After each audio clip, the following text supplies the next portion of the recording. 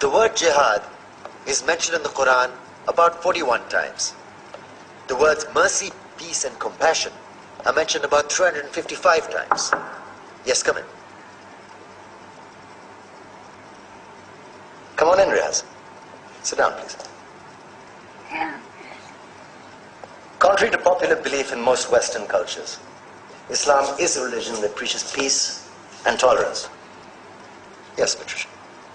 If Islam truly is a religion that preaches peace, then how come the world's most troubled spots, the West Bank, Afghanistan, Pakistan, Iraq, they're all plagued with Islamic terrorism? Well, that depends on your definition of terrorism. Some might argue that the US invasions of countries like Iraq and Afghanistan are also acts of terrorism. No, those were acts of war to get rid of despotic regimes. Or a means of getting at a country's oil. Conspiracy theories. Well, may I? Yes, please. Go ahead, Riaz. Mr. Khan is right. I mean, if we're talking about terrorists, the world's biggest terrorists are the white superpowers. Come on now. No, really, stop and think about it. Explain 9/11. Okay. Do you know how many people died in the Twin Towers strike?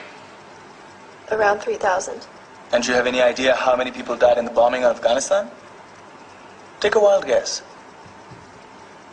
More than 15,000 people died. And that's just conservative figures.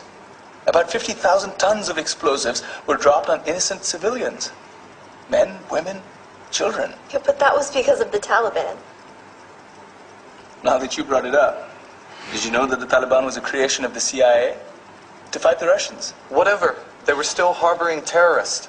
Yeah, right. Terrorists that were never found.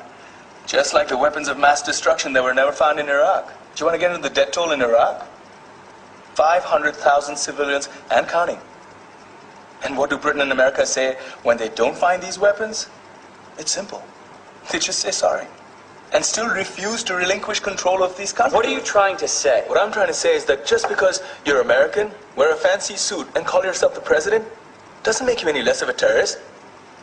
I'm saying that if you don't stop meddling in other people's countries, you will face a backlash. If Muslims like you feel that way, then why don't you get out of our country? We will. As soon as you promise to leave ours.